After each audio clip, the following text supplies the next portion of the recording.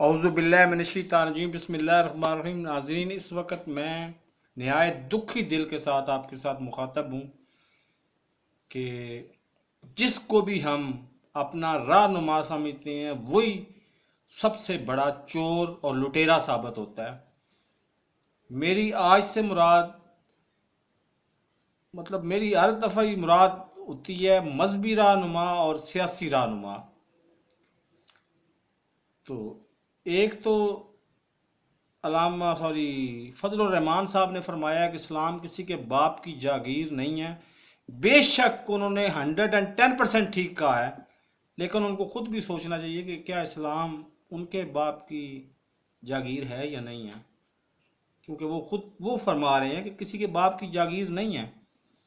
तो फिर वो अपने छोड़ दें, वो उसको उनको तो छोड़ दें। हमें अपना मसलक बचाना हमारे लिए नामुमकिन हुआ है। मसलक को तो छोड़ दें, हमें इस्लाम बचाना नामुमकिन हुआ है। हमने मजहबी रहनुमा समझा इसको साद रफीक को, साद रिजवी को साद रिजवी को मजहबी रहनुमा समझा। वो किन हाथों में खेल रहा है? मेरा सवाल है कि तहरीके लब्बैक किन हाथों में खेल रही है? क्या वो टीएलपी से टीटीपी नहीं बन गई? या टीटीपी के कारकुन उसके अंदर घुस चुके हैं? खुदारा आप सबसे पहले आर्मी चीफ से गुजारिश करूंगा, इल्तिजा करूंगा, उसके बाद एजेंसियों से इल्तिजा करूंगा कि इसका जायजा लें। लाजमी कोई आशिक रसूल ना तोड़ फोड़ करता है ना असला उठाता है।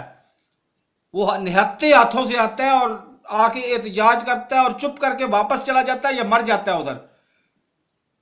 आशिक रसूल का क्या काम है कि वो असला उठाए? कलाशन कोफे चल रही हैं और वो अब मुझे समझ नहीं आती कि गुस्ताखी की फ्रांस के सदर ने, फ्रांस की अवाम ने भी नहीं की, फ्रांस के सदर ने की। और सजा किसको मिल रही है? पंजाब पुलिस को, पाकिस्तानी पुलिस को। सजा किसको मिल रही है? पाकिस्तान की अवाम को। गोलियां किसको मारी जा रही है? पाकिस्तान की अवाम को। गाड़ियां किसकी तोड़ी जा रही हैं? सरकारी, पाकिस्तान की सरकार की। अब सबसे पहले तो मैं क्लास लेना चाहता था कि जिन्होंने इनसे वादा किया था कि हम फ्रांसीसी सफीर को निकाल देंगे उनकी, लेकिन उससे पहले मुझे क्लास लेनी पड़ गई है इन लोगों की। खुदारा आर्मी चीफ से मेरी गुजारिश है कि आप दरमियान में आए, दरमियान में कूदें और इन्वेस्टिगेट करें कि इनके अंदर लाजमी या तो ये खुद टीटीपी बन चुके हुए हैं या फिर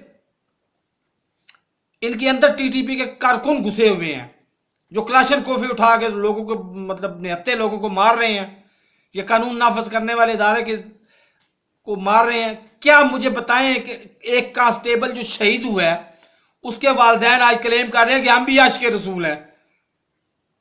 क्या आशिक रसूल की ये शान है कि वो असला उठाए और लोगों को कत्ल करना शुरू कर दे? मैं आंसू मेरे देख सकते हैं यहां पे। अब मैं इससे ज्यादा कुछ नहीं कह सकता।